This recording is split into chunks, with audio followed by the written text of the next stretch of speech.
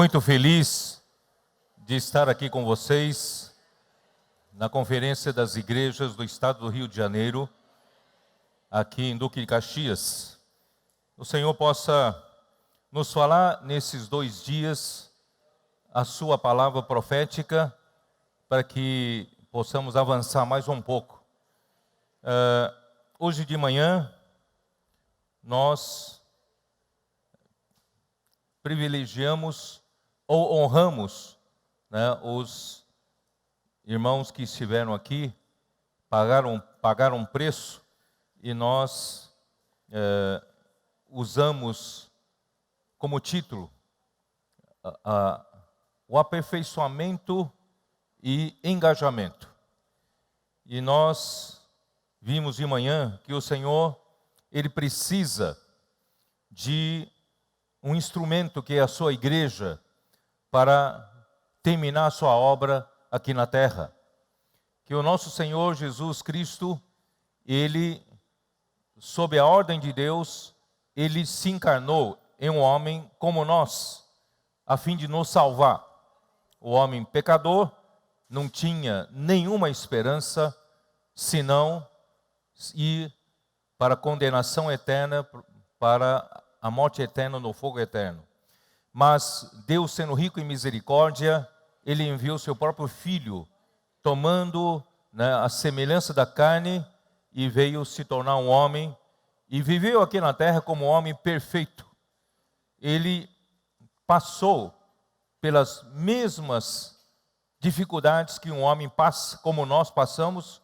Ele foi tentado à nossa semelhança em relação a todas as coisas, e ele também teve ele estava sujeito às mesmas fraquezas nossas, todavia ele não pecou, porque ele foi um homem totalmente obediente a Deus. Ele não ousou sequer falar uma palavra que seja dele. Toda palavra da boca dele saiu do Pai. E a vontade dele não foi feita aqui na terra, senão a vontade daquele que o enviou. E como homem, ele aprendeu a obediência durante todo o viver humano, e obediência até o final, até a morte, e morte de cruz. E assim Deus usou a Cristo para realizar redenção por nós, e através do seu sangue derramado na cruz, Ele pôde nos resgatar de volta para Deus, justificando o homem pela fé. Não é pelas obras da lei. Pela fé em Cristo Jesus, nós fomos justificados e recebemos o Espírito Santo, recebemos a vida de Deus, e hoje, irmãos, nós temos a vida eterna por meio da fé. E hoje Deus conta conosco, porque Ele nos colocou na sua igreja, e o nosso Senhor Jesus, Ele não só morreu realizando a redenção, mas Deus Pai, com a suprema grandeza do seu poder, o ressuscitou dentre os mortos e o elevou ao céu, elevou ao lugar mais alto, à destra de Deus, à direita de Deus, e Ele está nos lugares celestiais, acima de todo principado e potestade, poder e domínio, e de todo nome que se possa referir, no presente século e também no vindouro. Então, nosso Senhor Jesus Cristo hoje, Ele está acima de todas as coisas, acima de todas as outras autoridades. Ele recebeu toda a autoridade, e Deus fez com que Ele seja a cabeça da igreja.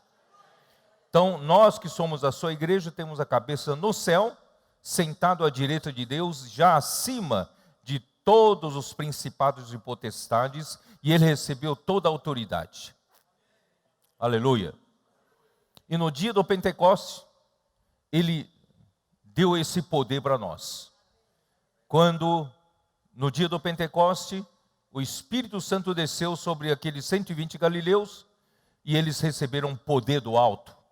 Irmãos, isso é o corpo recebendo a autoridade e poder da cabeça que está no céu. E graças a Deus, a partir daí, Deus então conta com a sua igreja, porque Cristo está lá no céu, mas Ele também está dentro de nós. Como disse hoje de manhã, que o Senhor Jesus, antes de ir em João 14, vocês se lembram de João 14? Vamos dar uma olhada.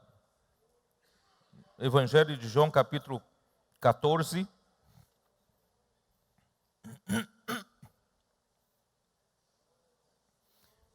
Um pouco antes da sua partida, de sua crucificação, os discípulos estavam entristecidos e ele disse: não se turbe o vosso coração, crede em Deus, crede também em mim. Na casa de meu pai há muitas moradas, se assim não fora, eu vou-lo teria dito, pois vou preparar-vos lugar. Assim muitos cristãos imaginaram que esse lugar que Jesus iria ao céu preparar seriam as mansões maravilhosas. Até deram o nome de mansões celestiais, mansão celestial. Não, Jesus não estava preparando nenhuma mansão celestial, nenhuma mansão com torneira de ouro, com pavimento, piso de ouro, não é nada disso.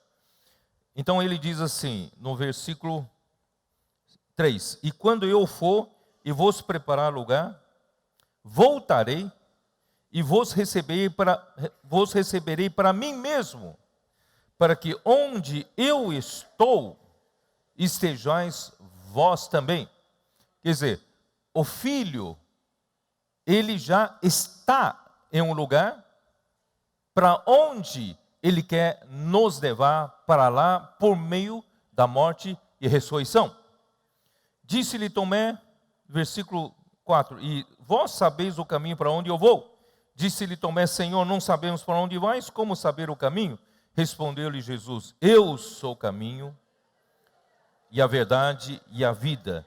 Ninguém vem ao Pai senão por mim. Então, a ida dele é para levar os discípulos para que onde ele está, estejam também os discípulos. Então, onde ele vai? Para onde ele quer levar os discípulos? Ele quer levar para o Pai. Vocês estão entendendo aqui, não? Porque ninguém vem ao Pai senão por mim. Eu sou o caminho e a verdade e a vida. Aí, vamos, versículo 10. Não crês que eu estou no Pai e que o Pai está em mim? Então, o lugar não é nenhuma mansão celestial. O lugar é o próprio Pai. Jesus estava no Pai, mas ele estava com os discípulos. Então, onde ele está, que é no Pai, os discípulos ainda não podiam estar onde ele estava. Mas através da morte e ressurreição, ele conseguirá levar os discípulos para onde ele está. E onde ele está? Está no Pai. Ele queria levar, através da morte e ressurreição, os discípulos para o Pai. Crede-me que estou no Pai e o Pai está em mim. Crede ao menos por causa das mesmas obras. Então, qual é o segredo de Deus, de Jesus conseguir fazer isso? No versículo 16. E eu rogarei ao Pai, e Ele vos dará outro Consolador, a fim de que esteja para sempre convosco. Então, Jesus estava com os discípulos, mas ele não poderia estar para sempre com os discípulos, porque no corpo físico, um dia, terminaria. O corpo físico tem vida, tem prazo definido, tem vida útil. Mas, quando ele morrer e ressuscitar, e enviar outro Consolador, esse outro Consolador teria condições de estar para sempre com o homem, né? Então, o Espírito da verdade que o mundo não pode receber, porque não o vê, nem o conhece, vós o conheceis. Por quê? Ele habita convosco. Então, Jesus era o Consolador, Jesus já era esse Espírito da verdade, só que ele precisava morrer e ressuscitar para que esse Espírito da verdade pudesse ser liberado para dentro dos discípulos, né? Então, não vos deixarei órfãos, não terminei ainda, porque Ele habita convosco e estará em vós. O que Deus quer fazer é que esse Jesus Cristo que foi elevado até o céu, está acima de todo o principado e potestade, está em lugares celestiais, não há nada acima dele, tudo está debaixo dos seus pés, e ele viria para a sua igreja, viria para os seus crentes, os que nele crescem, e habitaria dentro de nós. Ele estará para sempre conosco, tá? Então, irmãos, que mais? Vamos lá. Não vos deixarei órfãos, voltarei para vós outros, ainda por um pouco, e o mundo não me verá mais, vós, porém, me vereis, porque eu vivo, vós também vivereis. Irmãos, nós somos a sua igreja. Nós temos uma obra a executar. E hoje de manhã, eu falei para os irmãos que da viagem de São Paulo até aqui, eu fui tendo comunhão com o Senhor, eu fui perguntando para o Senhor, Senhor, o que exatamente o Senhor quer que nós façamos como igreja? Qual é o nosso papel? Graças a Deus que o Senhor já nos revelou que a nossa missão está em Apocalipse 12. A dupla missão de Apocalipse 12, qual é a nossa missão? É a de gerar o filho varão. Nós estamos aqui para amadurecer um grupo de vencedores, não mais individuais, mas vamos amadurecer um grupo de vencedores coletivos. Em outras palavras, nós deixamos para trás aquele ambiente divisivo, de competição, de comparação, de críticas, não é isso? De maledicências, de ciúmes, de contendas, de comparações, quem é melhor, quem é pior. Graças a Deus, nós entramos em uma nova fase. Nessa nova fase, irmãos, nós usamos Colossenses 3, suportando-nos uns aos outros em amor. Nós passamos a orar uns pelos outros. Passamos a torcer para que todos cresçam em vida. Nós passamos a aprender a perdoar uns aos outros. Porque na vida da igreja, convivendo juntos, irmãos, acabamos cometendo várias ofensas entre nós. Se nós não soubermos perdoar, irmão, nós vamos acumulando mágoas, acumulando, não é, esse tipo de rancor para sempre. Graças a Deus, nós aprendemos a perdoar uns aos outros, caso tenhamos algum motivo para ser perdoado, não é mesmo? Então, a partir desse momento, irmãos, nós estamos juntos, seguindo a palavra profética, praticando a palavra, né? Cuidando uns aos outros, apacentando, pregando o evangelho. Nós estamos preparando o filho varão, o nascimento do filho varão. Um grupo de vencedores coletivos vão ser arrebatados. Irmãos, pela primeira vez na história, porque até agora os vencedores foram individuais. Os servos de Deus, homens maduros do passado, o Senhor conseguiu obter vários vencedores. Mas agora, no final dos tempos, Deus quer arrebatar um grupo de vencedores. Esse grupo de vencedores será chamado de filho varão. E esse grupo de vencedores será arrebatado diretamente ao trono de Deus. E eu quero fazer parte. Eu sei que você também quer fazer parte. Mas aparentemente está muito longe de nós alcançarmos isso, tá? É isso que eu quero mostrar para vocês nessa conferência. Não está longe. Nós podemos alcançar. Então essa é a primeira da dupla missão de Apocalipse 12. E a outra parte da dupla missão é preparar o deserto.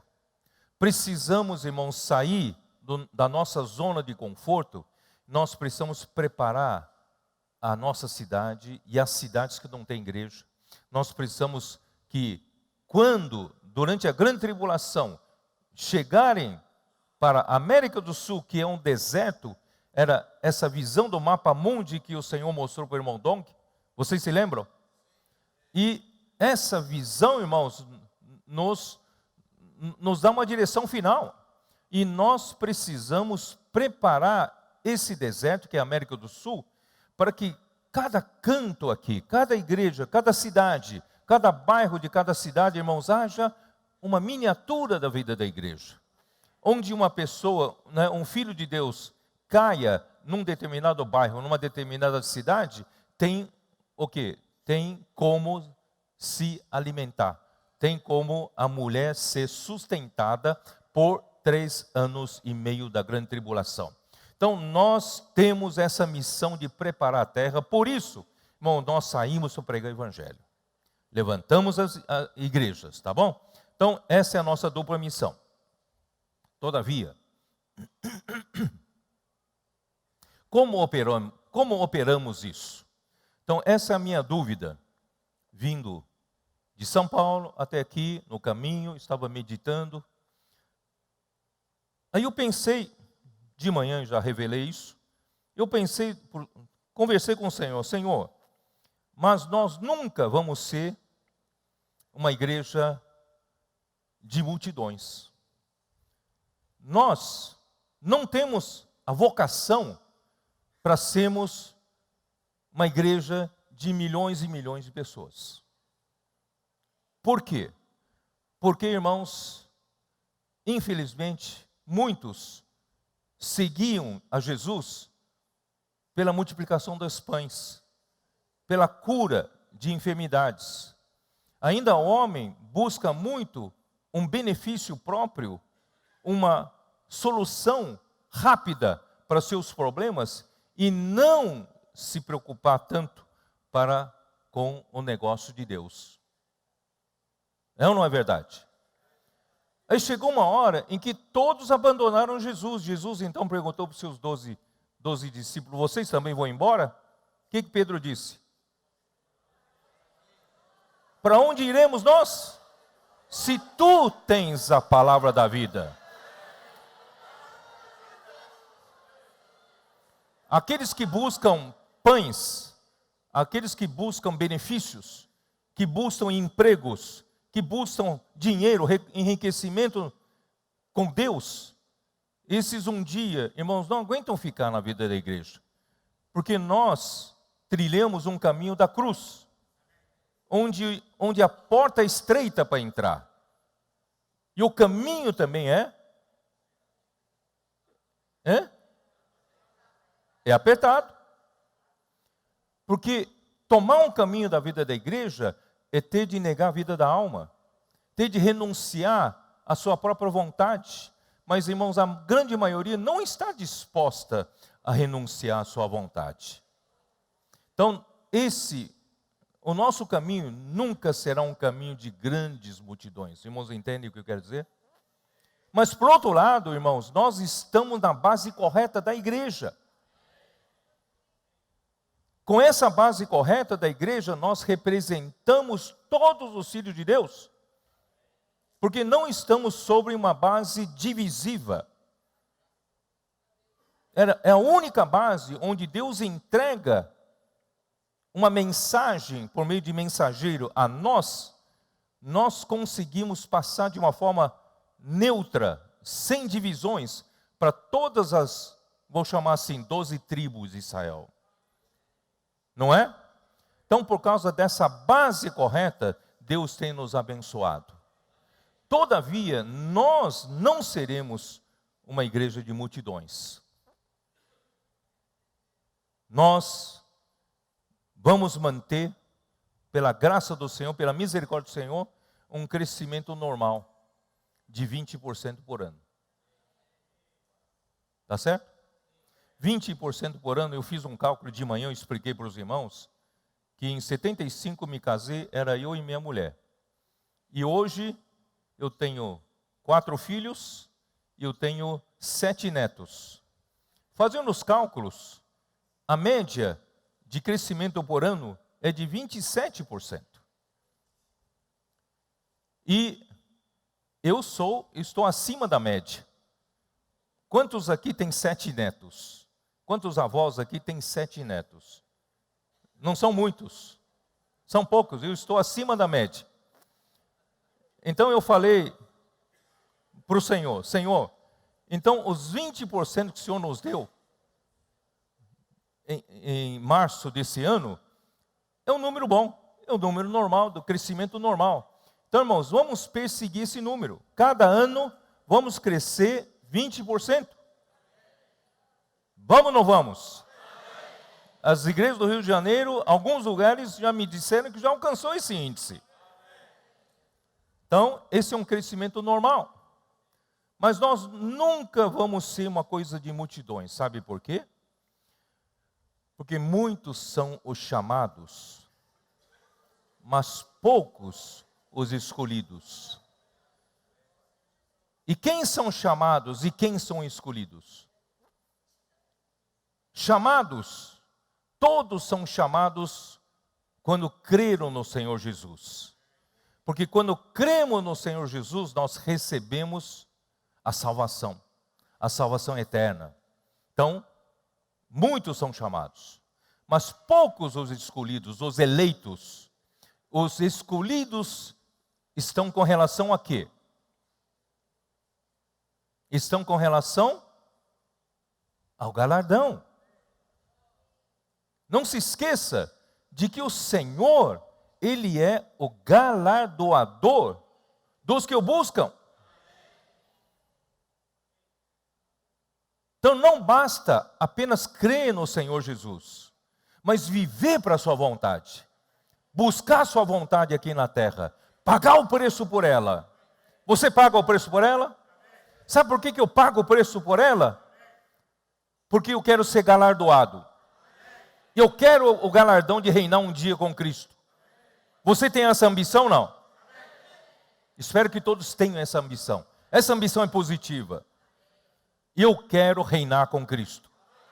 Então isso me faz pagar o preço que for para buscar o Senhor.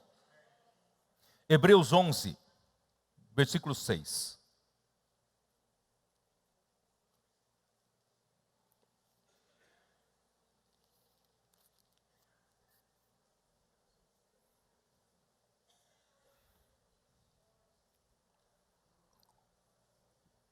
De fato, sem fé, é impossível agradar a Deus. Irmãos, Paulo fala em 2 Coríntios que ele, como apóstolo, ele vive para agradar a Deus.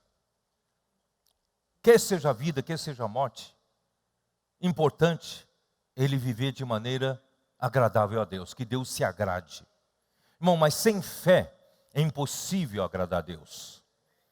Porquanto é necessário que aquele que se aproxima de Deus creia que Ele existe. Todos os que creram no Senhor Jesus certamente creem que Deus existe, não é? Não tenho problema com isso. Mas nem todos buscam receber o galardão. Porque tem que crer que Ele existe e que se torna galardoador dos que o buscam.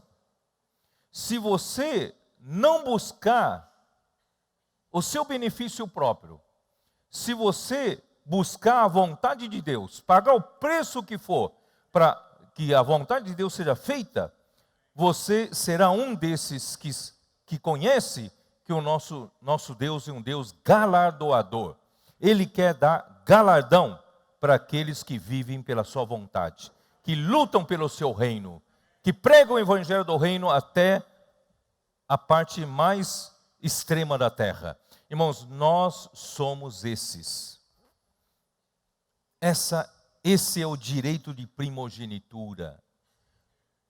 Você quer vender esse direito de primogenitura por um prato de lentilha?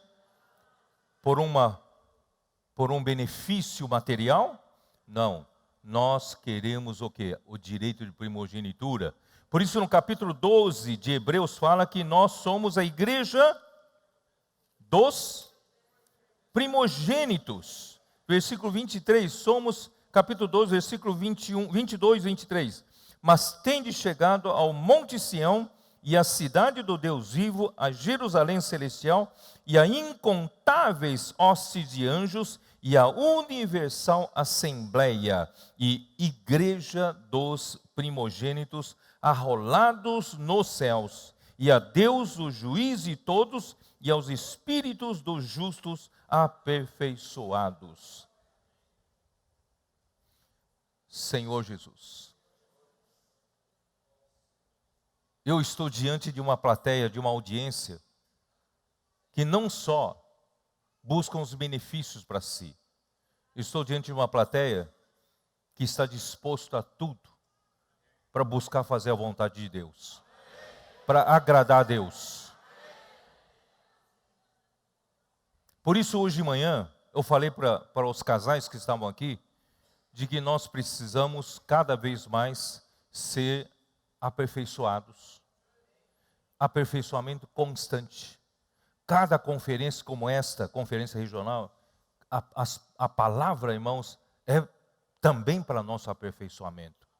Nós estamos recebendo a palavra e estamos sendo aperfeiçoados, conforme recebemos a palavra. Compreendemos a vontade de Deus, recebemos a luz da palavra para nós sermos aperfeiçoados, não é? Nós precisamos de constante aperfeiçoamento. Mas, por outro lado, Deus também quer o engajamento de todos.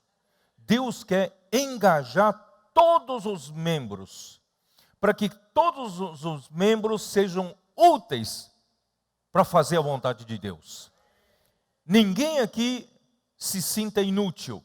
Ninguém aqui se sinta que eu não presto para fazer as coisas. Não, Deus quer engajar você, você é importante. Todos que estão assentados aqui e quer um dia participar do reino, são preciosos para o Senhor.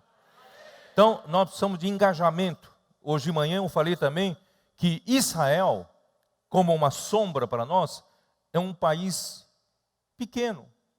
É um país aparentemente insignificante.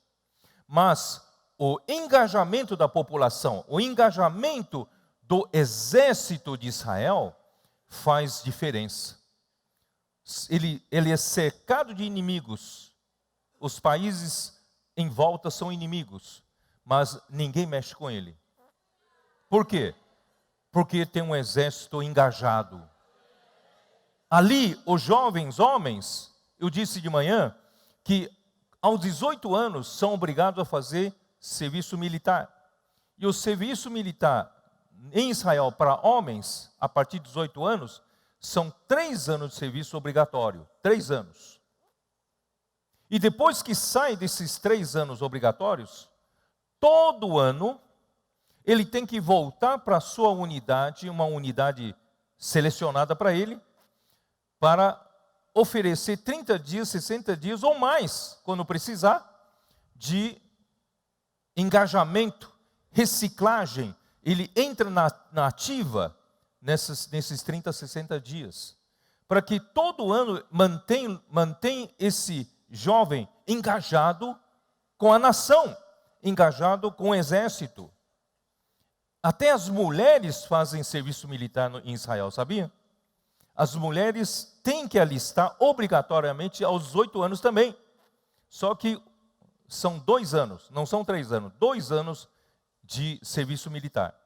E depois desses 2 anos, elas também têm que voltar uma vez ao ano a alguma unidade de reserva, ficar nativa, para reciclagem, para engajamento. E só que ela vai ficar até os 24 anos de idade. E os homens ficarão até 40 anos de idade, sempre pronto para o exército. Então, esse é um país engajado. O povo é engajado. Todos são soldados. Irmãos, graças ao Senhor, quando lemos o livro de Números, capítulo 1 de Números, vamos abrir. Livro de Números. Capítulo 1.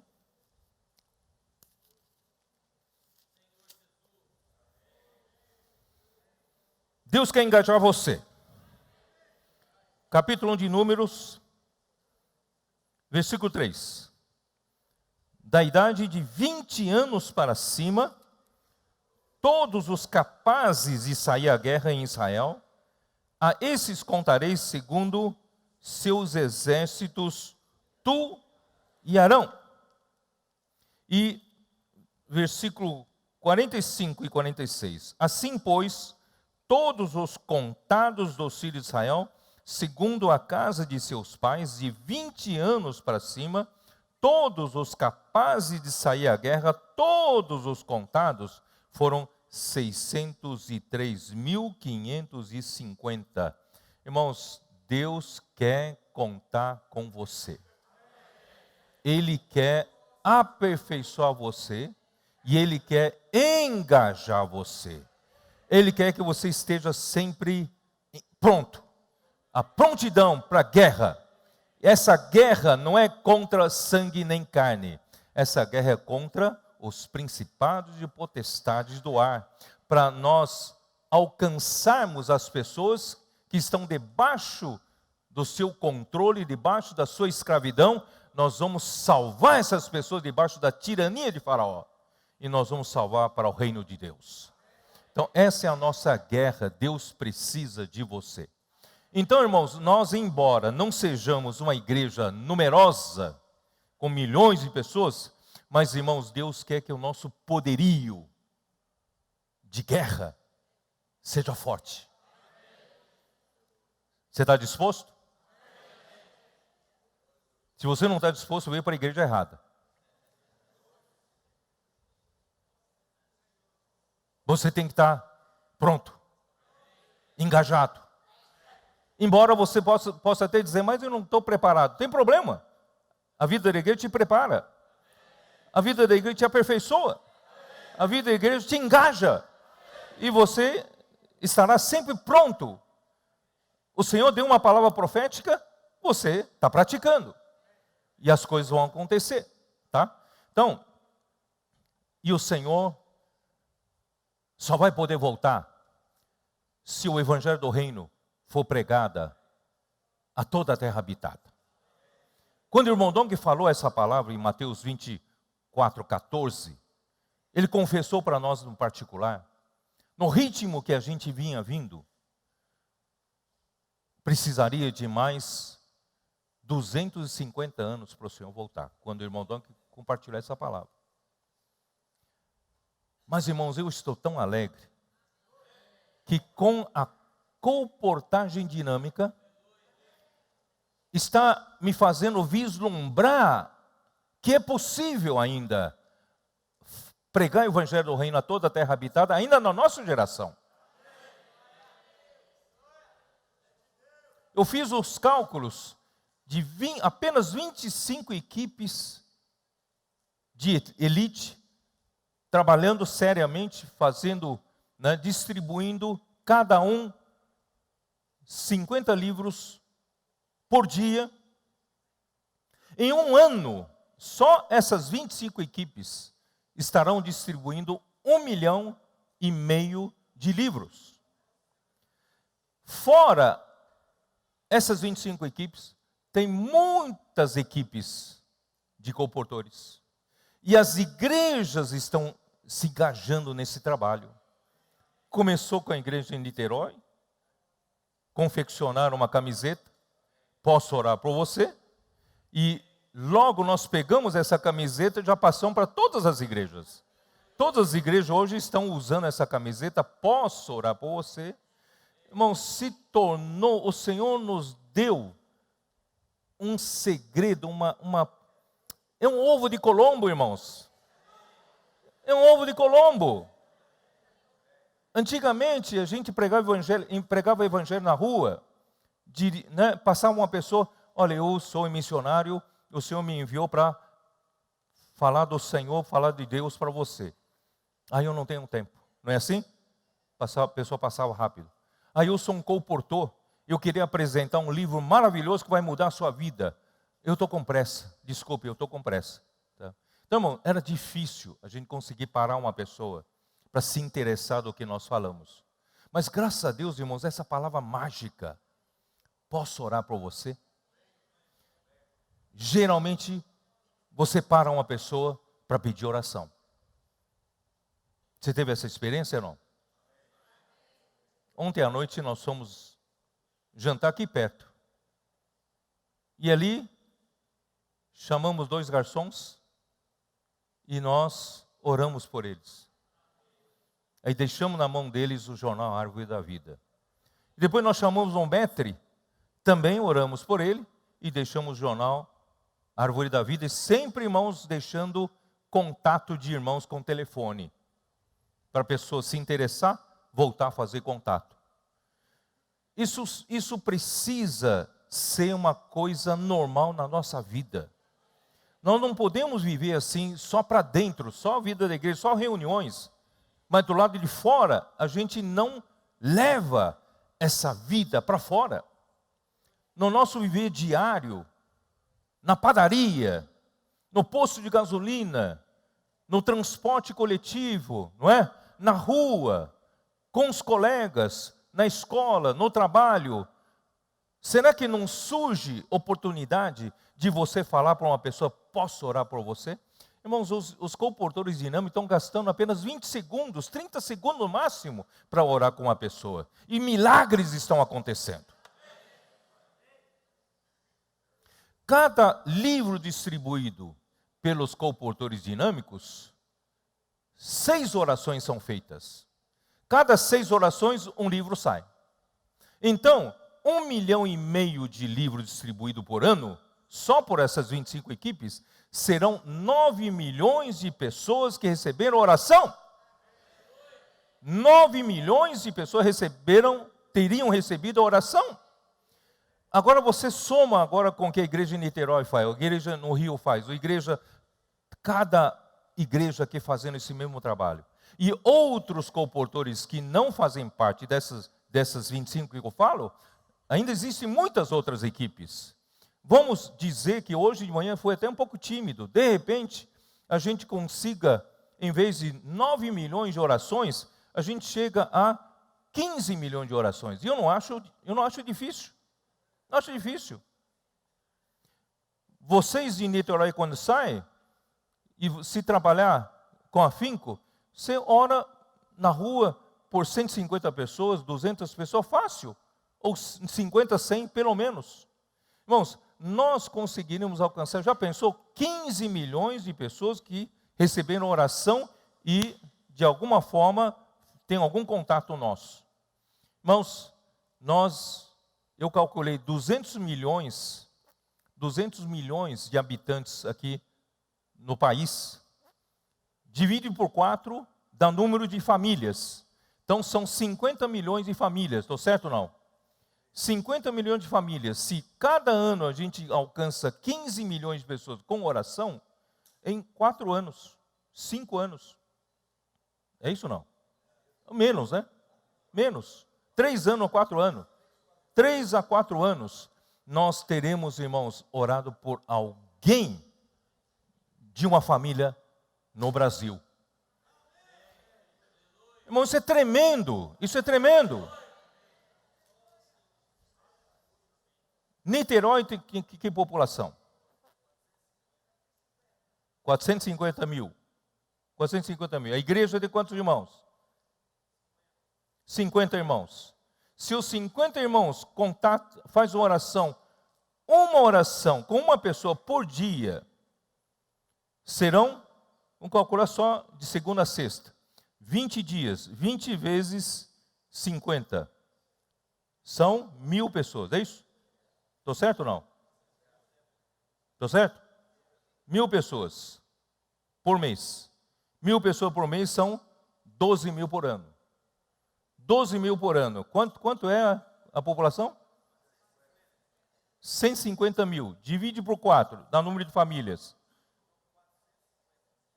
450 dá 150 famílias. Então, quanto tempo a gente precisa? 10 anos. Irmão, está se tornando possível, não são mais 250 anos. Em 10 anos, alguém da família em Niterói recebeu oração. Vai dizer na hora do jantar, hoje foi abordado por alguém que orou por mim. Amém, irmãos? Está sendo possível ou não está sendo possível? Então, graças a Deus, o Senhor tem nos dado essas ferramentas para a gente que está engajado, quem está engajado, usar essas ferramentas. E essas ferramentas, irmãos, a mão de Deus está por trás. Uma oração feita, Deus faz milagre. Os sinais estão seguindo quem pratica a palavra. Jesus confirma a palavra com sinais que se seguem. Você acredita nisso? Muitos e muitos milagres estão acontecendo, já aconteceram e vai acontecer ainda. Vão acontecer. Então o Senhor está usando como ferramentas para lutar contra o reino das trevas. Esse exército não só tem contingente de pessoas engajadas, nós também temos ferramentas. Nós temos o quê? Nós temos a artilharia, né? Posso orar por você? De repente é uma artilharia. Tantas pessoas, 50 pessoas em Niterói, saindo nas ruas com lança-mísseis, né? Atingindo o coração das pessoas. E nós temos o Expo-Livro. O Expo-Livro é da Marinha, é um porta-aviões. Um porta-aviões, seguem o porta-aviões os vários outros vasos de guerra, é ou não é? E também tem aviões. A aviação também está em porta-aviões. Então, irmãos, quando o Expo-Livro vai para um lugar, irmão, os colportores trabalham na região e nós temos aviação, temos artilharia e nós temos o quê? Temos também os fuzileiros navais. Então nós temos Avança Jovem. O Avança Jovem é o quê? De repente, é a cavalaria. São os tanques, os carros de combate, não é? Alcançando jovens, de cidade em cidade, tirando o jovem de apatia, das drogas, não é isso? Do ócio, para serem úteis à mão do Senhor. O Senhor nos deu o grupo familiar de cuidado mútuo. Irmãos, todos esses são instrumentos que o Senhor está multiplicando o seu poderio nas nossas mãos. Podemos alcançar, não? Aí, irmãos, eu pensei, Senhor, realmente, nós nunca vamos ser uma igreja numerosa, de milhões de pessoas. Mas nós somos poucos. Mas esses poucos, todos estão engajados. Esses poucos, todos, nenhum procura o seu próprio interesse e o próprio benefício. Esses poucos, eles pagam preço para buscar o Senhor, buscar a vontade do Senhor. E esses poucos creem em Deus, que Ele é galardoador dos que o buscam. Esses poucos buscam o direito de primogenitura, não procuram prazer temporário aqui na terra, mas eles procuram hoje pagar o preço para que a vontade de Deus seja feita. E amanhã esses poucos participarão do gozo do seu Senhor. Então, nós somos poucos, mas o Senhor pôs ferramenta na nossa mão. Todas essas ferramentas, irmãos, tiveram o seu início no ministério do irmão Dong. O Senhor usou o irmão Dong, irmão, preparou os fundamentos, preparou a fundação. Irmãos, qualquer edifício, qualquer obra de engenharia precisa de uma fundação bem feita. Se a fundação não for bem feita, começar a ter recalque, a gente chama de recalque, afundamento da fundação, a estrutura toda estará condenada. Sabia disso? Então, é muito importante o fundamento. Graças a Deus, o Senhor usou o irmão Dong, veio aqui no Brasil, um chinês, não sabe falar português, foi em 59, 60, foi estudar português lá em Taiwan. Mas chegou aqui e não sabia falar português. E o Senhor usou esse chinês para abrir a sua obra, levantar igrejas aqui na América do Sul. E fez essa fundação maravilhosa, esse fundamento maravilhoso em todos os aspectos e nos deu essas ferramentas todas. E hoje, irmãos, depois da partida do irmão Dong, o Senhor está potencializando essas ferramentas. Vocês estão percebendo? Ele potencializou essas ferramentas para que nós pudéssemos, irmãos, usar com a artilharia, aviação, navios de guerra, né? Cavalaria, para avançar nas hostes do inferno. Nós vamos conquistar essa terra para o Senhor. Embora poucos, mas irmãos, nós temos muita força, sabe por quê? Porque o Senhor é conosco. Eu hoje de manhã li Marcos 16, e eu quero ler agora outra vez Marcos 16. Eu gosto muito desses dois versículos, últimos dois versículos do livro de Marcos, Marcos 16, 19 e 20. De fato,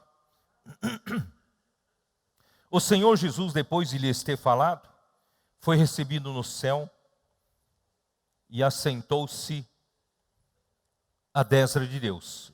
Até aí, vocês já sabem que eu falei tudo isso.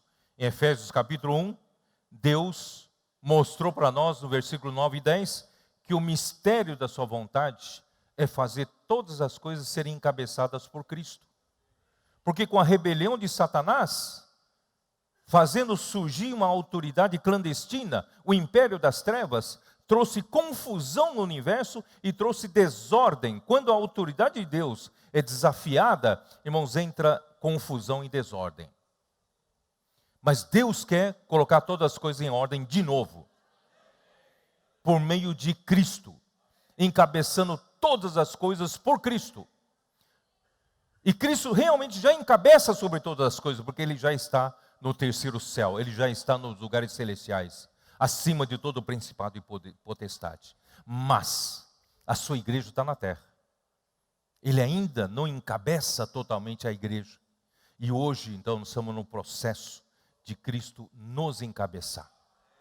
Encabeçar você, encabeçar a mim. Nós também estamos aprendendo a obediência. Nós estamos vendo quão benéfico é seguir o falar profético.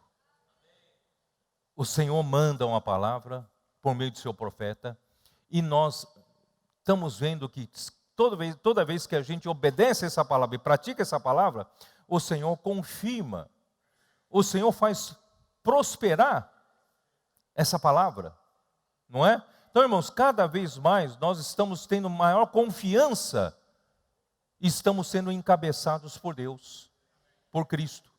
Então, nós estamos nesse processo de encabeçar nós mesmos, primeiramente, na obediência da fé.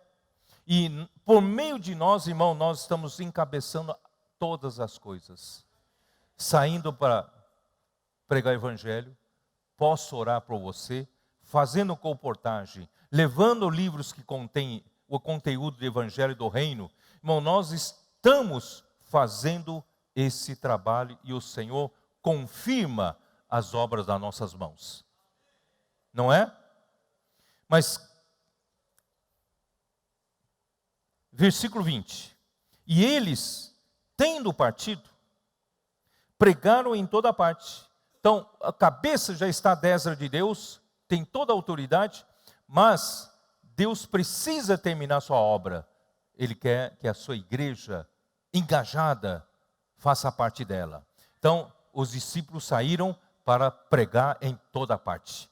Parece que está acontecendo nos nossos dias. Estamos saindo para pregar o evangelho em toda parte. E o que está acontecendo? Cooperando com eles o Senhor. Ora, o Senhor está lá à destra de Deus, ou está aqui conosco? Ele está lá e aqui, não é? Ele está lá no céu, com toda a autoridade, ele também está aqui como Espírito da realidade, Espírito da verdade, está dentro dos seus discípulos, está dentro de nós. Então, ele nos confere também o poder e a autoridade.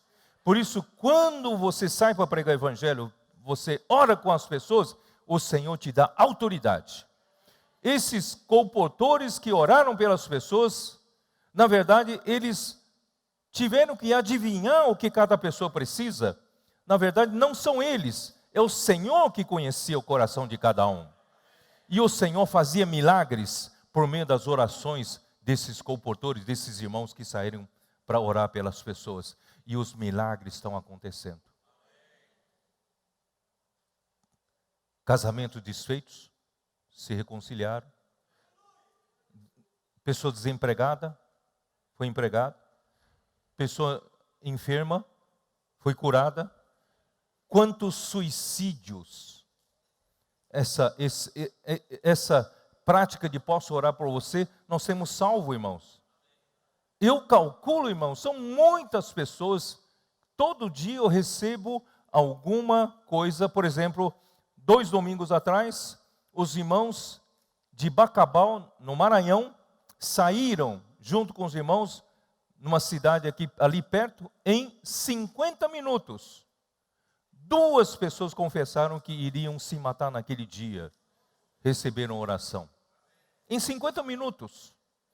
Irmão, quantas pessoas estamos salvando fisicamente e quantas pessoas estamos salvando a sua alma?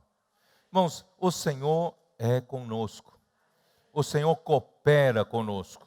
Como? Confirmando a palavra por meio de sinais que se seguiam. Então as coisas estão acontecendo, estão seguindo. Graças ao Senhor. Mas nós precisamos ter uma visão, além disso que eu estou passando para vocês, eu queria passar para vocês uma visão geral, desde Gênesis. Dá para a gente fazer uma viagem? Com essa missão clara, né? Com a nossa atuação clara. E agora, irmãos, vamos ver a visão geral. Deus, nesse universo, antes de criar o homem, ele havia encarregado um governo de outrora, no governo de outrora, um arcanjo. Vocês já conhecem essa história, não conhece? E esse arcanjo foi criado de uma maneira perfeita. Esse arcanjo era o sinete da perfeição, ou seja, o selo da perfeição. Hoje, se você colar um selo da perfeição em alguma coisa, é porque aquela coisa foi aprovada como perfeita. Então, esse arcanjo era o próprio selo da perfeição, tão perfeito que ele era. Ele foi criado com uma extrema beleza, extrema sabedoria. E justamente isso fez com que um dia a iniquidade se achasse no seu coração. Isto é, um dia orgulho entrou em seu coração. Por isso, irmãos, quando você se acha muito capaz, quando você se acha muito belo, muito formoso, alguma coisa, né, alguma tentação pode acontecer no seu coração. Então, ele chegou um dia, isso está em Ezequiel 28, também está em Isaías 14. Chegou um dia, ele disse o seguinte: eu vou subir cada vez mais, subirei nas mais altas nuvens. Eu quero estar acima das estrelas de Deus, que são os anjos de Deus. Eu quero estar acima de tudo, e chega um momento que acima de mim é só Deus. E eu só quero ser igual a Deus. Olha só que absurdo, que presunção. Como uma criatura pode querer ser igual ao Criador? Então Deus não teve outra maneira com esse tipo de rebelião. Deus então o lançou por terra. a partir daquele momento surgiu uma autoridade clandestina, a Bíblia chama de autoridade das trevas, ou potestade das trevas, ou o império das trevas. E com isso, irmãos, trouxe desordem nesse universo, trouxe confusão nesse universo. Por isso, esse universo, nós já falamos, né, várias vezes, que os próprios cientistas reconhecem que o universo todo está em um processo de constante desordenamento. A desordem acontece com o passar dos tempos e o universo está entrando em entropia e caminhando para a sua própria destruição. Essa é a desordem do universo. Mas Deus quer voltar por ordem nesse universo. Então, Deus um dia criou o homem. O homem foi criado justamente para voltar Deus reinar, voltar a ordem nesse universo. Então, quando Deus criou o homem, Ele não criou o homem mais capaz do que aquele arcanjo, mais formoso do que aquele anjo, porque sabia que se Ele criasse mais, haveria a possibilidade também o homem se orgulhasse e caísse no mesmo pecado. Então Deus, Ele é sábio, infinitamente sábio. Ele então resolveu criar o homem que seja capaz de conter Deus dentro de si como vaso, para que o poder seja de Deus e não do homem. A capacidade do homem é de receber Deus. Então assim, o homem não estaria tentado a querer ser igual a Deus, não é verdade? Então, só que muitos homens até hoje não viram isso, acham que são muito capazes. Mas irmãos, o homem, Paulo enxergou isso, nós somos apenas vasos de barro, para que a excelência do poder seja de Deus, porque nós temos um tesouro em vasos de barro. Então, irmão, é dessa maneira que Deus nos criou. Gênesis capítulo 2, versículo 7, como diz? E formou o Senhor... Não, quem não conhece, vamos lá. Gênesis 2, 7. Então, formou o Senhor Deus ao homem do pó da terra, e lhe soprou nas narinas o fôlego de vida, e o homem passou a ser alma vivente. Aleluia! O homem foi criado de uma maneira totalmente diferente de todo o resto da criação. Deus, quando criou o homem, Ele lhe deu um corpo terreno, um corpo feito do pó da terra. Mas quando Ele formou o homem do pó da terra, o corpo do homem com pó da terra, mas o corpo ainda não tinha vida, não tinha vida. Então, a criação do homem propriamente dita foi o sopro de Deus. Então, quando Deus, o próprio Deus eterno, soprou o seu sopro santo, eterno, para dentro desse boneco de barro, irmãos, esse sopro entrou nele e formou o espírito do homem. Tá? Formou o espírito do homem. Então, esse sopro de Deus, do Deus eterno, formou o espírito do homem, portanto, o espírito do homem foi criado com material eterno. Veio do próprio Deus eterno.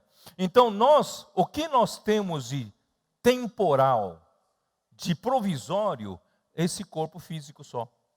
Porque dentro de nós temos um espírito humano. Cada homem aqui, homem e mulher, cada um aqui tem um espírito. E o seu espírito é eterno. Não morre. Deus criou com o sopro dele. E o homem passou a ser alma vivente. Então a alma é a personalidade que Deus deu para cada um. Deus deu uma identidade para cada um chamada alma. Então a alma de cada um também é eterna. Não foi feito do pó da terra. A única coisa que foi feita do pó da terra, esse corpo físico. Estão claros? Então esse espírito humano é para quê? Para que serve o espírito humano? Para receber o próprio Deus eterno para dentro de si. Por isso que Deus colocou o homem diante da árvore da vida. Mas Deus, sendo grande, Ele queria dar livre-arbítrio para o homem. O homem podia escolher. De repente o homem dizia, não, eu não quero conter Deus. Né? Aí, Ele então também colocou no jardim do Éden uma árvore chamada árvore do conhecimento do bem e do mal. E essa árvore, na verdade, seria a árvore da morte. Nesse universo surgiu essa árvore porque Satanás se rebelou. Vocês estão entendendo? Então, Deus deu esse livre-arbítrio e para o homem escolher a árvore da vida, para Deus entrar no homem, passar a viver por meio do homem e fazer a vontade de Deus. Mas Satanás, através da serpente, antecipou-se ao homem, antes de comer da árvore da vida, comeu do fruto da árvore do conhecimento do bem e do mal. E vocês sabem, encurtando a história, o pecado entrou no homem, a morte passou aos homens e a morte passou para todos os homens e todos pecaram e carecem da glória de Deus. Isso está em Romanos capítulo 5. E nós todos já fomos condenados.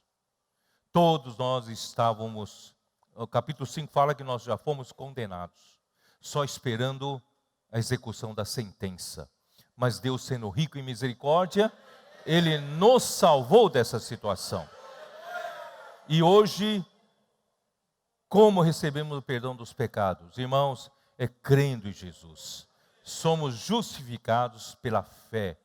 Né? Quando cremos do nosso coração que Deus o ressuscitou dentre os mortos e confessamos com a boca que Jesus Cristo é o Senhor, e todo aquele que invocar o nome do Senhor será salvo. E assim, irmãos, nós somos salvos. Aleluia. E hoje, Deus restaurou essa condição do homem. Nós fomos restaurados. Nós, então, podemos receber Deus, passar a viver por meio de Deus dentro de nós, como vida, como a natureza de Deus. E nós formamos a igreja, não é? Então, essa é o grande passo que Deus fez no Novo Testamento. Todavia, eu ainda estou lá em Gênesis 2 e Gênesis 3, a queda do homem. Irmãos, depois disso veio capítulo 6. Capítulo 6 de Gênesis veio uma história triste na história humana. Ali diz, como se foram multiplicando os homens da terra, e lhes nasceram filhas. Vendo os filhos de Deus que as filhas dos homens eram formosas, tomaram para si mulheres, as que entre todas mais lhes agradaram. Então disse o Senhor, o meu espírito não agirá mais para sempre no homem, pois este é carnal, e os seus dias serão 120 anos. Ora, naquele tempo havia gigantes na terra, e também depois, quando os filhos de Deus possuíram as filhas dos homens, as quais lhes deram filhos, estes foram valentes, varões de renome na antiguidade. Irmãos, essa confusão, porque Jesus disse que os anjos não casam nem se dão em casamento, porque a habitação deles é no céu. Eles não precisam de procriação. Então Deus os fez para ser guardiões, né, das coisas de Deus e também das coisas que Deus criou. Eles não precisavam. Mas havia alguns anjos caídos, uma parte deles, eles viram tanta beleza nas mulheres, nas filhas dos homens, e eles resolveram sair da sua habitação original e veio tomar uma forma humana, de corpo humano. E aconteceu essa anomalia, essa coisa estranha que aconteceu, essa mistura de confusão. E com isso surgiram gigantes, que são meio homem, meio coisa angelical. Então, as coisas estranhas passaram a acontecer, os gigantes, né, aqui na terra, e ali, irmãos, a violência entrou, a maldade entrou, muitas coisas passaram a existir, né, a partir daí, né, a maldade, a feitiçaria, né, tantas coisas começaram a acontecer, e o Senhor não mais suportou ver aquela situação toda, aquela confusão toda. Deus então resolveu dar cabo àquela situação. O dilúvio veio por causa disso, vocês sabiam ou não? Não era só uma questão de maldade entre os homens, mas essa maior maldade é essa questão dessa mistura. Então, só para vocês entenderem, aqui em 2 Pedro, faz referência a isso.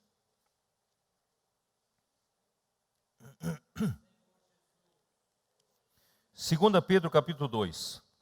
Ora, se Deus não poupou anjos quando pecaram, antes, precipitando-os no inferno, esse inferno aqui é Tártaro, tá? Os entregou a abismos de trevas, reservando-os para juízo. Quer dizer, Deus, Ele não poupou esses anjos que fizeram essa besteira, que fizeram esse tamanho pecado, né? Então, Deus precipitou-os no Tártaro e os entregou, eles estão aprisionados em abismos de trevas, estão sendo reservados para o juízo final. Estão sendo guardados. Livro de Judas também fala. Judas, versículo 6.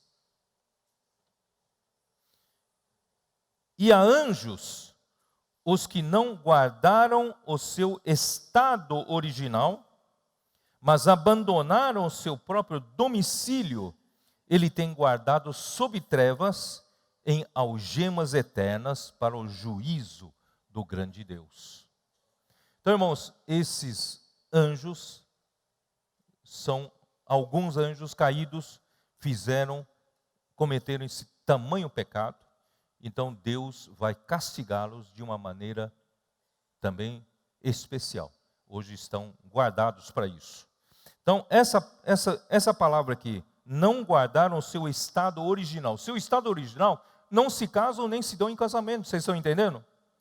Tá? E abandonaram o seu próprio domicílio. Essa palavra domicílio é a mesma palavra que está em 2 Coríntios capítulo 5.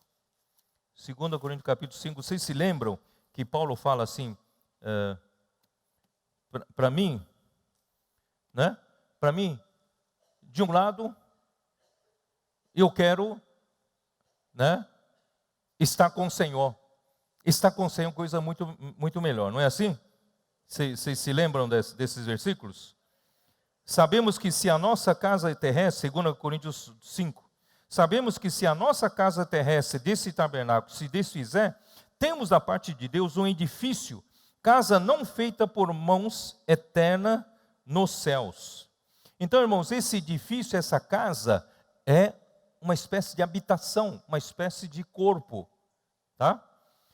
E por isso, nesse tabernáculo, nesse corpo, gememos, aspiramos por ser revestido da nossa habitação celestial.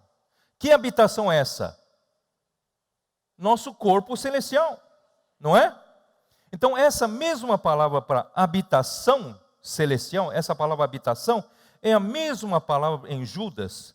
Abandonaram o seu próprio domicílio. Essa palavra domicílio, essa habitação. Habitação é o seu estado, o seu corpo, no estado original. Vocês estão entendendo?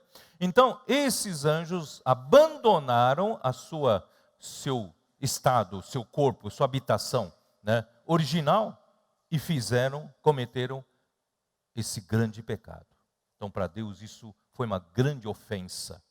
Mas, irmãos, isso então trouxe muita maldade aqui entre os homens, muita coisa aconteceu na humanidade, que até hoje nós sofremos as consequências de Gênesis 6, né? Muita coisa que a gente não sabe, tá? Muitas coisas vieram, né? Por isso que eu mencionei feitiçarias e coisas desse tipo, né? Começaram a ser introduzidas no meio da humanidade. Então Deus mandou dilúvio, irmãos, e acabou com aquela geração, salvando apenas 8 pessoas da família de Noé, e tiveram um novo começo. Deus acabou com aquelas anomalias todas. Deus não podia tolerar aquela situação. E só que depois daquilo, novamente surge um homem, né? Nimrod. Esse homem Nimrod, ele quis liderar entre os homens. Ele não queria que os homens espalhassem, porque ele descobriu que em toda concentração humana, o homem, os mais espertos, conseguem um poder. Tanto é que hoje o poder político, poder econômico, irmãos, todos, na verdade, quem foi o primeiro foi o Nimrod. Ele descobriu. Ele se tornou o primeiro tirano. Ele controlou a humanidade, controlou a mente da humanidade. Por quê? A humanidade da época vivia com medo de Deus, por causa do dilúvio. E eles tinham medo de errar, de fazer coisas que desagradassem a Deus. Então, eles viviam debaixo desse medo de não errar, não fazer coisa errada. Então, Nimrod, ele, de certa forma, liberou, entre aspas, liberou o povo desse medo do temor a Deus. Como dissesse, não precisam ter medo de Deus. Nós, homens, podemos ser independentes de Deus. Nós podemos tornar tão poderosos, que nós não precisaremos de Deus. Então foi assim, irmãos, que se fez a Torre de Babel. De um lado, para mostrar como desafiasse a Deus, se ele mandasse de novo o dilúvio, o homem estaria lá em cima no topo da torre e não seria inundado. Em segundo lugar, para declarar, para exaltar o nome do homem e nunca mais exaltar o nome de Deus. Esse foi o grande feito, entre aspas, do Nimrod. Aí os homens passaram a adorar ídolos, porque o homem queria cada um viver para si, viver para sua vontade, mas o homem precisa de uma mãozinha de algum poder extra-humano. Como eles passaram pelo Gênesis 6, eles sabem que existem esses poderes, né, acima do homem. Eles passaram a adorar ídolos para benefício próprio. No meio dessa situação toda, irmãos, onde todos foram adorar ídolos, viverem independente de Deus, ninguém se preocupava mais com Deus, ninguém invocava mais o nome do Senhor, surge Abraão. Abraão, ele buscava Deus verdadeiro. E o Deus da glória apareceu ali em Ur dos Caldeus. Foi nessa situação, irmãos, que Deus prometeu uma nação para Abraão, porque Abraão creu em Deus e isso lhe foi imputado por justiça. Em Gênesis capítulo 12, vamos dar uma olhada? Gênesis capítulo 12.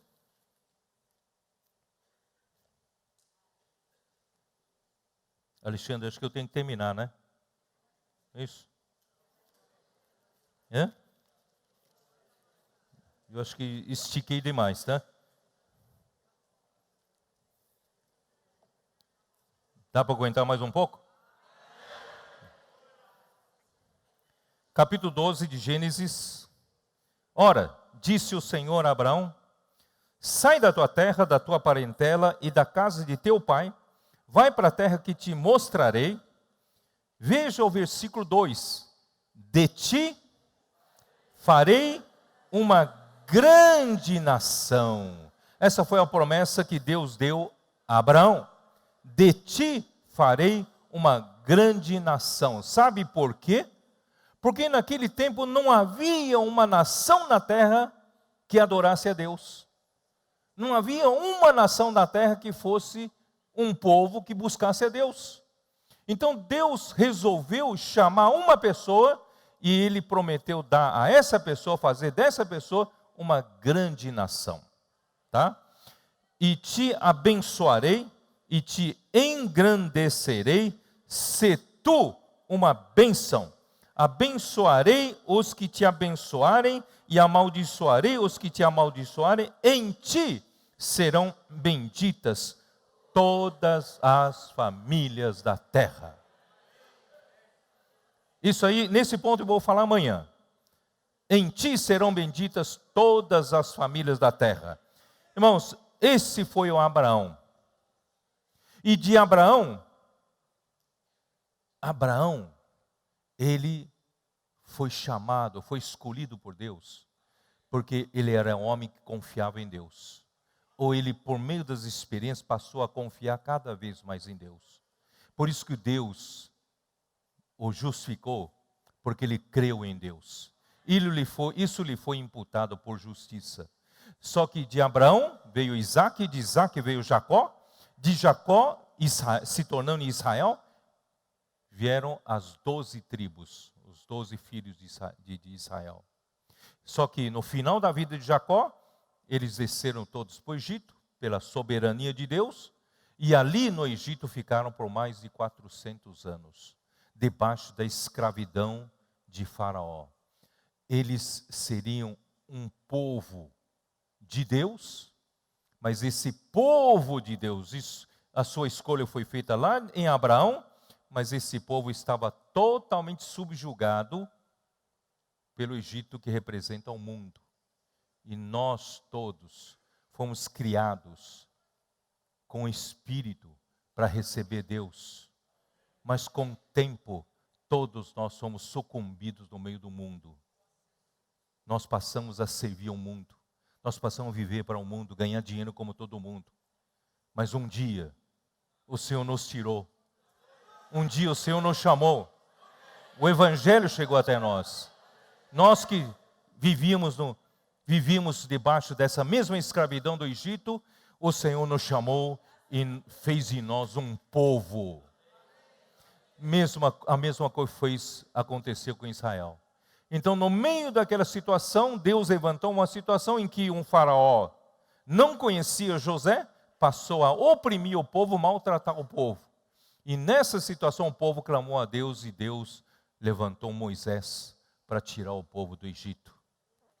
Ele tirou o povo do Egito, irmãos, com mão poderosa, com milagres, prodígios e sinais. Foi ou não foi? Ninguém pode negar isso. Então o povo de Israel os filhos de Israel viram com próprios olhos Deus fazendo milagres. A primeira praga, a segunda praga, a terceira praga, até que chegou na 10ª praga, morte aos primogênitos. Naquela noite, os egípcios choravam pela perda de seu primogênito. Mas o povo de Israel foi salvo, porque eles mataram um cordeiro pascal. E com seu sangue pintado nas portas, o anjo exterminador não exterminou o primogênito de Israel. Por isso, Deus disse, todo primogênito é meu, porque eu resgatei. Eu não matei por causa da morte do cordeiro. Então, irmãos, se nós somos a igreja dos primogênitos, nós somos do Senhor. Fomos resgatados pelo Senhor. Resgatados pelo Senhor. Bom, aí então, Deus então tirou esse povo do Egito. Quando chegou na frente, o exército de Faraó veio no encalço, correndo para ou exterminar o povo ou levar de volta para a escravidão. E o povo, quando chegou no Mar Vermelho, não tinha mais como prosseguir, clamou ao Senhor. E o Senhor pediu a Moisés estender a vara, e as águas do Mar Vermelho se abriram. Irmãos, nunca houve tal milagre, nunca aconteceu isso na história humana. Aquele mar se abriu em dois. Até hoje os cientistas estão tentando justificar o que era, que efeito, que fenômeno natural é que aconteceu. Aquilo não foi fenômeno natural. Deus é que pôs a mão ali, né? Então o mar se abriu e o povo de Israel atravessou a pé enxuto pelo leito do mar. Mas quando o exército de Faraó entrou para o Mar Vermelho, as águas se fecharam. Isso indica nosso batismo. Nós morremos para o mundo e o mundo morreu para nós. Então, a partir daí, irmão, nós somos um povo diferente. Entre todas as nações pagãs, Deus escolheu o homem para poder ganhar um povo, ganhar uma nação. Deus escolheu Abraão, mas tantos anos depois, esse povo caiu no Egito. Mas graças ao Senhor, o Senhor, com a sua mão poderosa, tirou esse povo do Egito e colocou no deserto, no Monte Sinai. E lá em em Êxodo 19, o que o Senhor falou com eles? Êxodo 19. Capítulo 19, versículo 4. Tendes visto o que fiz aos egípcios, como vos levei sobre asas de águia e vos cheguei a mim. Irmãos, foi o poder de Deus que tirou esse povo do Egito e trouxe esse povo até o Senhor. Não foi? Deus tirou esse povo sobre asas de águia e trouxe até ele. Agora, pois, se diligentemente ouvides a minha voz e guardardes a minha aliança, então sereis a minha propriedade peculiar dentre todos os povos, porque toda a terra é minha. Toda a terra é minha e vocês serão o meu povo de propriedade exclusiva. Amém? Vós me sereis reino de sacerdotes e nação santa. São essas palavras que falarás aos filhos de Israel. Irmãos, Deus finalmente, no meio de toda aquela situação de confusão, depois de Gênesis 6, aquela confusão com os anjos, desagradou demais o coração de Deus. Deus teve que mandar o dilúvio, mesmo muito a contragosto. Pesou no coração dele, isso tudo.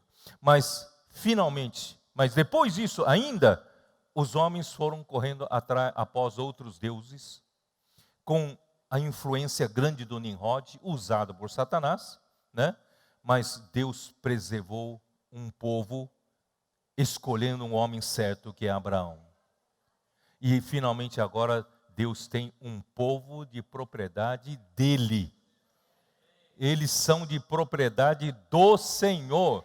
Eles são um tesouro, porque essa palavra propriedade exclusiva, se você for usar a versão espanhola, vai dizer que vós sereis um meu tesouro especial.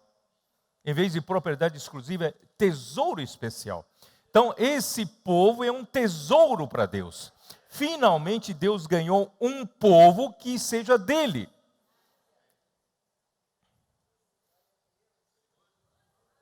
Sabe o que Deus fez? Deus fundou a primeira nação sobre a terra com regime de governo teocrático.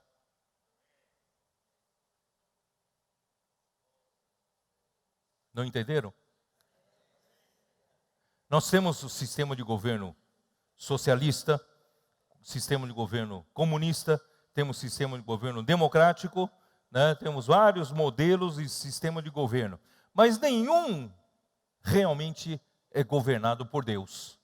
Mas o povo de Israel foi a primeira nação com um regime de governo teocrático. Vocês são meu povo. Eu vou governar sobre vocês. Então, para fundar essa nação, precisava de uma constituição. E a constituição foi dada a partir do capítulo 20 de Êxodo. Capítulo 20 começa os 10 mandamentos. Depois dos 10 mandamentos vem as leis. Então, a nação de Israel foi a primeira nação na terra teocrática e tendo a Constituição, a lei de Moisés. Foi Deus que fundou essa nação? Vocês estão me entendendo ou não? É uma nação teocrática, é uma nação que tem por Constituição a lei de Moisés.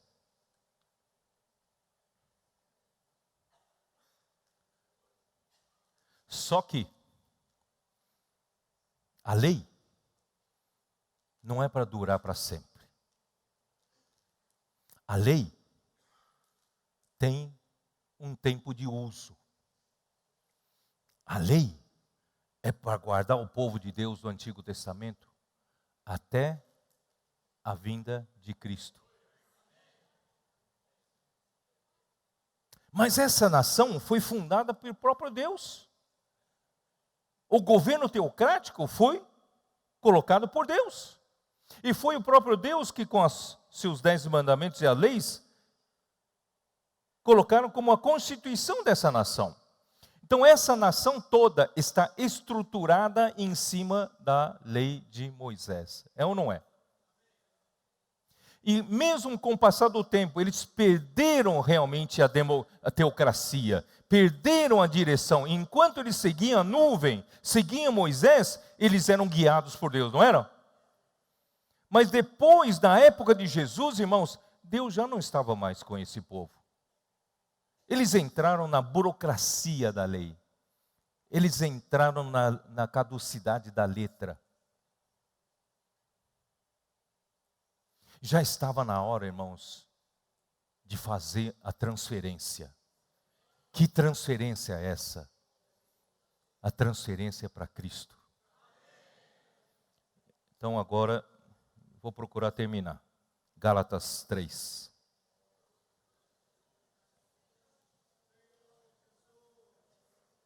Vocês tinham que conhecer isso. É a história da humanidade, é a nossa história.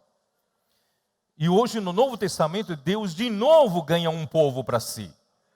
Ele chamou você do Egito, me chamou do Egito, e nós somos, o quê? Colocados dentro da sua igreja.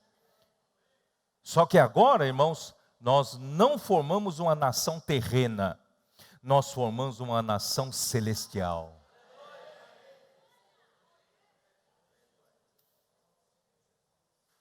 Gálatas 3,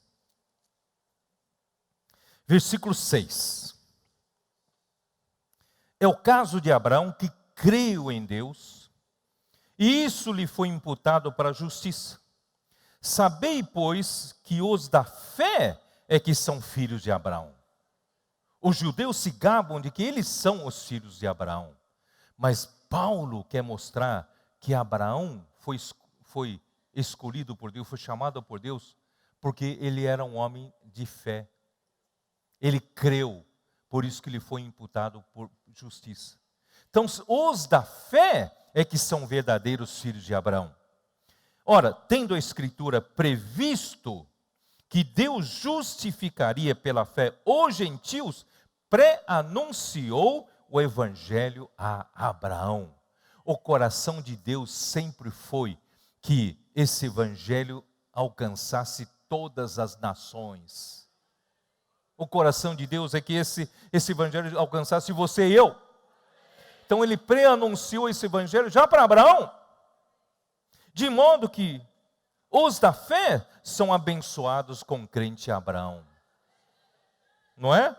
Todos quantos, pois, são das obras da lei, estão debaixo da maldição, porque está escrito, maldito todo aquele que não permanece em todas as coisas escritas no livro da lei, para praticá-las. Irmão, não, se você tenta praticar obras da lei, você cai na maldição da lei, porque você não tem capacidade de praticar toda a lei. Esse é o problema da lei. Mas, graças a Deus, nós somos da fé. Não é?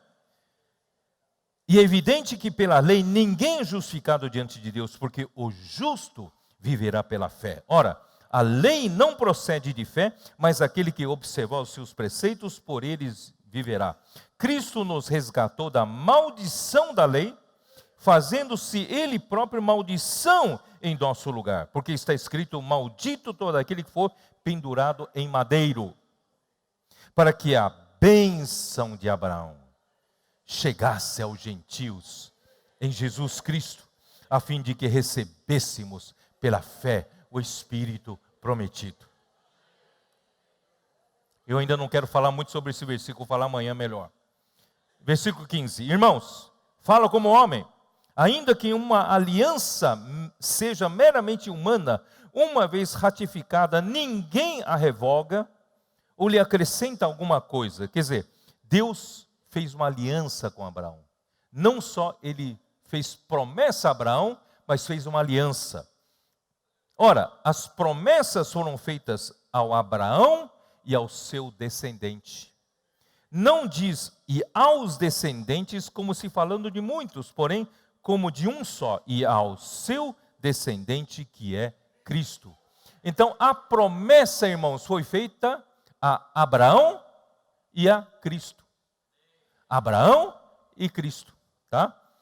Digo isto, uma aliança já anteriormente confirmada por Deus, a lei veio 430 anos depois. Não sei se vocês entenderam.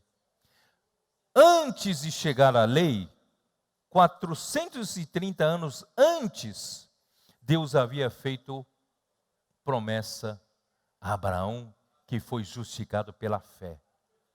E essa promessa é para Abraão e para Cristo, para o seu descendente. Porque se a herança provém da lei, já não decorre da promessa, mas foi pela promessa de Deus que a concedeu gratuitamente a Abraão. É isso, né? Gratuitamente a Abraão. Tá. Agora, vamos para versículo 23. Mas antes que viesse a fé, estávamos sob a tutela da lei, e nela encerrados para essa fé que de futuro haveria de revelar-se. Então, a lei serviu de tutor para guardar esse povo de Deus, que Deus mesmo fundou essa nação com a teocracia, e Deus deu a constituição, a lei de Moisés. Mas a era da lei é 430 anos depois da promessa de Abraão. Então, a promessa de Abraão é antes da lei. E Deus havia pré-anunciado o evangelho a Abraão, porque ele queria alcançar os gentios, só queria alcançar você. Então, a lei era para o povo de Israel, para guardar como tutor, para continuar guardando uma nação para ele. Mas, irmãos, o que Deus quer é quando chegasse no final da era da lei, pudesse todos entrarem para a fé. Porque Abraão começou pela fé. E Deus quer introduzir o seu povo hoje na esfera da fé. É isso que eu quero mostrar para vocês. De maneira que a lei nos serviu de aio, de servo, de cuidador de criança, para nos conduzir a Cristo, a fim de que fôssemos justificados por fé. Mas tendo vindo a fé, já não permanecemos subordinados ao aio. Não estamos mais subordinados, os judeus, não estão mais subordinados à lei. Pois todos vós sois filhos de Deus mediante a fé em Cristo Jesus, porque todos quantos fosse batizados em Cristo, de Cristo vos revestistes. Versículo 29. E se sois de Cristo, também sois descendentes de Abraão e herdeiros segundo a promessa. Isso quer dizer o que, irmãos? Quer dizer que a era da lei tem data de início e tem data de fim. Porque quando viesse a Cristo, irmãos, chegará a era da fé. E na era da fé, Deus então teria um povo celestial. Já não é mais uma nação terrena, é uma nação celestial. E nessa nação celestial cabe pessoas de todas as nacionalidades. não é só judeu, grego, brasileiro, chinês, japonês, não é isso? Mexicano, americano, cabe todas as nacionalidades, porque chegou Cristo. A partir daí, irmãos, nós vivemos pela fé. Vou ter que terminar aqui. O tempo já está bem avançado. Vou ter que terminar aqui. Eu quero, Senhor, eu quero dar esse contexto geral para vocês saberem onde você está situado. E Deus hoje, irmãos, quer fazer de você, nessa nação celestial, um membro engajado. Um membro que coopera com a vontade de Deus sendo feita. Veja quanto sofrimento Deus teve até chegar no dia de hoje. Vamos dar alegria para o Senhor. Quanto Ele sofreu vendo a idolatria reinar nesse mundo. Quanto Ele sofreu vendo o homem desviar seu coração de Deus. Mas, irmãos, finalmente chegou a hora do Novo Testamento, da nova aliança. Então a igreja hoje, irmãos, está no seu papel central, que somos nós. Vamos, irmãos, servir ao Senhor com comprometimento e com responsabilidade. O Senhor possa usar cada um de vocês, cada um de nós, para cumprir esse propósito, para terminar essa era. Chega, de tanta confusão.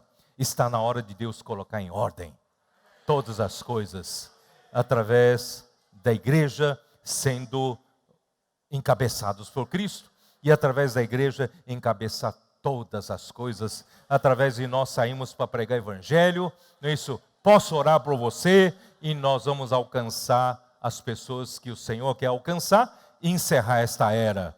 E eu quero receber o galardão de um dia reinar com o Senhor. Juntamente com os vencedores coletivos, nós vamos ser arrebatados ao terceiro céu. Jesus é o Senhor. Senhor abençoe vocês.